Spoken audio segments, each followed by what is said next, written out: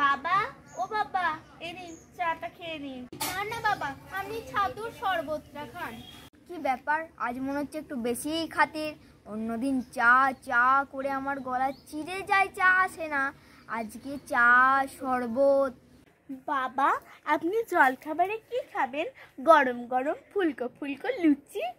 না না বাবা, আমি আপনার জন্য গরম গরম শুধু হালুয়া বানিয়ে দেব। এরা আমাকে হালুয়া খাওয়াতে চাইছে না আমাকে হালুয়া বানাতে চাইছে, কিছুই বুঝতে পারছি না। বলছিলাম বাবা, একটা কথা ছিল। কথাটা একটু আপনি ভালো করে বুঝবেন।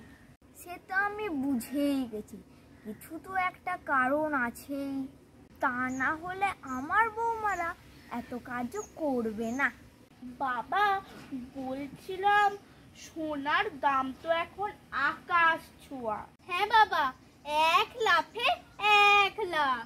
ঠিক আছে ঠিক আছে, তোমাদেরকে লাফালাফি করতে হবে না বাবা। আমি কালই তোমাদের দুজনকে দুটো করে গলার হাড়ি এনে দেবো। হ্যাঁ, দূর দূর, এই বুড়োটার একটাই দোষ, কথা না শুনে কথা বলা। মরণ, এক গাছি গলার হাড় গলায় দিয়ে ঝুলে পড়বো। বৌমাদের বুঝি উপহার পছন্দ হলো না, তা তোমরা কি চাও শুনি? বাবা, বলছিলাম আপনার এই বাগানটা বিক্রি করে আমরা সোনা কিনে রাখবো। সোনা তো আকাশ ছোঁয়া হয়ে গেছে, আপনি চাইলেই আমরা আকাশ ছুঁতে পারবো। ও বাবা, আমার বৌমাদের সোনা নয়, সোনার খনি চাই। না না বৌমা, আমি তো এখানে একটা কারখানা তৈরি করব। বাবা, আপনি সোনার কারখানা করবেন? সোনার কারখানা? না না, আমি বাতাসের কারখানা করব। অনেক অনেক গাছ লাগাবো, সবুজ প্রকৃতি করে তুলবো। শুদ্ধ বাতাসের দরকার, বুঝেছো?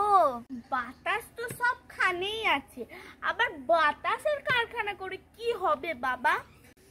যেখানে যাব সেখানেই বাতাস। কলকারখানার ধোঁয়া, গাড়ির বিষাক্ত ধোঁয়া বাতাসকে কুলুষিত করে তুলেছে। একদিন টাকা দিলে সোনা মিলবে, কিন্তু কোথাও একটু শুদ্ধ বাতাস মিলবে না।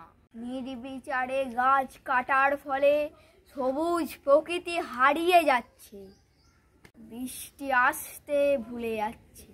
চাতক পাখির মতন তাকিয়ে থাকবে সেদিন, একটু জলের জন্য, একটু বাতাসের জন্য। হ্যাঁ বাবা, সোনা নয়, ভবিষ্যতের জন্য আমরা গাছ লাগাবো। কিছুতেই আমরা আমাদের এই সবুজ বাগানকে নষ্ট হতে দেব না বাবা। আমরা আরো বেশি বেশি করে গাছ লাগাবো। ভবিষ্যৎ প্রজন্মকে সুস্থ রাখার জন্য তোমরাও গাছ লাগাও। গাছ লাগাও, প্রাণ বাঁচাও।